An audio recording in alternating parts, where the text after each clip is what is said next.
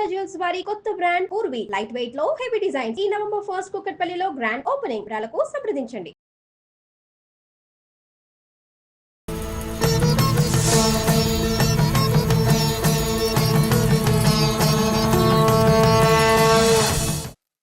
నమస్కారం. కార్తీక పురాణం 13వ రోజు పారాయణలోకి వచ్చాం. 12వ అధ్యాయంలో భగవంతుడు తన యొక్క దశావతారాల వర్ణన చేసిన తర్వాత జరుగుతోందన్నమాట కథ. ఆయన విష్ణుమూర్తి ఇలా సెలవిచ్చాడు, దూర్వాస, బ్రాహ్మణుడవైన నీ పట్ల అపచారం జరిగిందన్న తపనతోటి అంబరీషుడు విచారగ్రస్తుడై ప్రాయోపవిష్టునిలాగా బ్రాహ్మణ పరివేష్టితుడై ఉన్నాడు. నా సుదర్శన చక్రం తన కారణంగానే నిన్ను తరుముతోందని దుఃఖిస్తున్నాడు. రాజైనందుకు గాను గోబ్రాహ్మణ రక్షణ తన ప్రథమ కర్తవ్యమై ఉండగా విప్రుడవైన నీకు విపత్తు కలిగించినందుకు ఎంతగానో బాధపడుతున్నాడు. రాజు దండనీతితోనే ధర్మ పరిపాలన చేయాలి కానీ బ్రాహ్మణుని మాత్రం దండించకూడదు. దోషి అయిన బ్రాహ్మణుని వేద విధులు, సత్యధర్మ నిరతులు, లోభ దంభ శూన్యులు అయిన బ్రాహ్మణులు మాత్రమే దండించాలంటే బ్రాహ్మణుడు ఏదైనా నేరం చేస్తే ఆ కాలంలో అంటే కృతయుగంలో బ్రాహ్మణుడు అతనికి దండన విధించకూడదు. సాటి బ్రాహ్మలే బ్రాహ్మణ సభ ఏదైనా సమావేశం నిర్వహించి దండించేవారు. రాజుకు మాత్రం దండనార్హత లేదట. అయితే బ్రాహ్మణుడు పాపం చేసి ప్రాయశ్చిత్తం చేసుకోనప్పుడు ధనహరణము లేదా వస్త్రహరణము, స్థానభ్రష్టత్వము మొదలైన విధులలో బ్రాహ్మణులు మాత్రమే, అంటే అలాంటి విధులతోటి ఏదైనా చెయ్యాలన్నమాట. బ్రాహ్మణులు మాత్రమే శిక్షించాలి తప్ప రాజు శిక్షించరాదు. తాను స్వయంగా బ్రాహ్మణుని చంపినా, తన నిమిత్తంగా బ్రాహ్మణుడు చంపబడినా, ఇతరుల చేత తాను చంపించినా, బ్రాహ్మణులకి ఎటువంటి కీడు చేసినా కూడా అది బ్రహ్మహత్యాపాతకం కలుగుతుందని ధర్మశాస్త్రాలు ఘోషిస్తున్నాయి. అందుచేత మహాభక్తుడైన ఆ అంబరీషుడు బ్రాహ్మణుడవైన నీకు తన వల్లనే ప్రాణాపాయకరమైన సుదర్శన వేధ కలిగినందుకు ఖిన్నుడై ఉన్నాడు. కాబట్టి నువ్వు తక్షణమే అంబరీషుని దగ్గరికి వెళ్ళు, తద్వారా మీ ఇద్దరికీ కూడా శుభం కలుగుతుంది అని విష్ణువు చెప్పగానే దూర్వాసుడు అంబరీషుని ఎదుట ప్రత్యక్షమయ్యాడు. మరుక్షణమే సుదర్శనం కూడా అక్కడ ఆవిష్కరించబడింది. భయగ్రస్తుడైన దూర్వాసుని అతని మీదకి రానున్న సుదర్శనాన్ని చూడగానే అంబరీషుడు దిగ్గున లేచి ఆ చక్రానికి ఎదురెళ్ళి, ఓ సుదర్శన చక్రమా, నన్ను మన్నించు.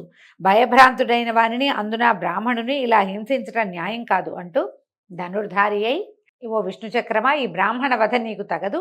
చంపడమే ప్రధానం అనుకుంటే నన్ను చంపు. ఈ దూర్వాసుని వదలని పక్షంలో నీతో యుద్ధానికైనా నేను సిద్ధంగా ఉన్నాను. రాజులకి యుద్ధమే ధర్మము గాని యాచన చేయటం ధర్మం కాదు. విష్ణువాయుధానివైన నీవు నాకు దైవస్వరూపానివే కనుక నిన్ను ప్రార్థించటంలో తప్పులేదు. అయినప్పటికీ కూడా ఈ బ్రాహ్మణ రక్షణార్థం నేను నిన్ను ఎదిరించక తప్పదు. నిన్ను జయించగలిగిందంటూ ఈ ప్రపంచంలో ఏదీ లేదని నాకు తెలుసు.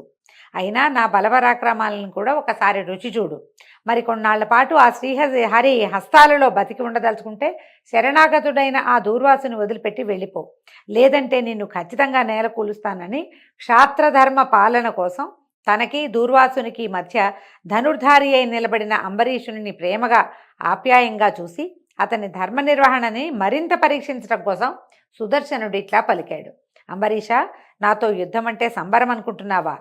మహాబల మదమత్తులైన మధుకైటభుల్ని, దేవతలందరికీ అజేయులైన మరెందరో రాక్షసుల్ని అవలీలగా నాశనం చేశాను నేను.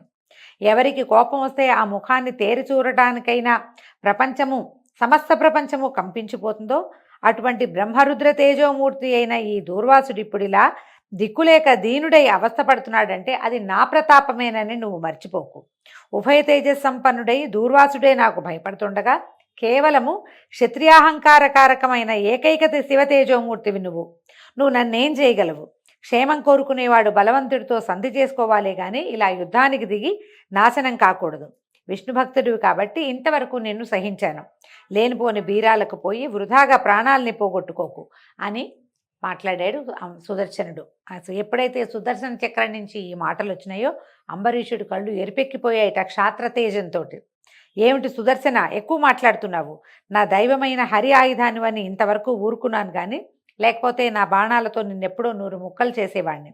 దేవబ్రాహ్మణులైన మీద, స్త్రీలు శిశువుల మీద, ఆవుల మీద నేను బాణప్రయోగం చేయను. నువ్వు దేవతవైన కారణంగా నీవింకా నా ఎదురుగుండా నిలబడుతున్నావు. అత్యంత కఠినమైన నా బాణాల రుచిని నీకింకా తెలుసుకోలేదు.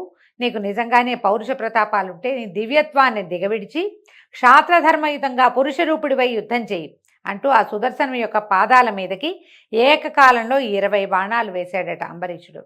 అతని పౌరుషానికి, ధర్మరక్షణా దీక్షలో దైవానికైనా జంకని క్షాత్రానికి సంతోషించిన సుదర్శన చక్రం స్వరూపితమై దరహాసం చేస్తూ, రాజా, శ్రీహరిని సంరక్షణ నిమిత్తమే నన్ను నియంత్రించాడు గాని నీతో కయ్యానికి కాదు సుమా, పరీక్షించేందుకు అలా ప్రసంగించానే గాని విష్ణు భక్తులతో నాకెట్టి విరోధము ఉండదు. నీ కోరిక ప్రకారమే శరణాగతుడైన దూర్వాసుడిని వదిలివేస్తున్నానని చెప్పి అంబరీషుడిని ఆలింగనం చేసుకున్నాడు. అంతటితో అంబరీషుడు ఆనందితుడై పరమానందాన్ని పొంది, సుదర్శన, నీతో యుద్ధానికి దిగినందుకు నన్ను క్షమించు.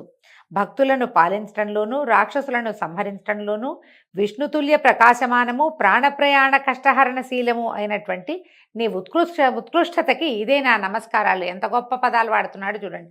నీలాంటి వాడు ఇంకొకడు లేడని సుదర్శనుడిని పదే పదే పొగిడి ప్రార్థించాడు అంటూ సాష్టాంగ నమస్కారాలు చేశాడు.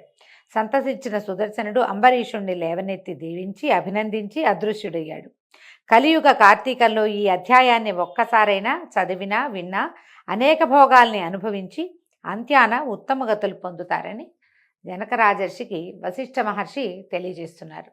ఇప్పుడు అంబరీషోపాఖ్యానం కథ ఓ చిన్న కథేనండి. దీన్ని మా భాగవతంలో కూడా కనిపిస్తుంది. భాగవతంలో దశావతారాలు విష్ణువు స్వీకరించిన లాంటి వివరం మనకి కనపడదు. కానీ కార్తీక పురాణాలు అంటే స్కాంద పురాణంలో ఈ ప్రత్యేకమైన విషయాలు మనకి కనిపిస్తాయి.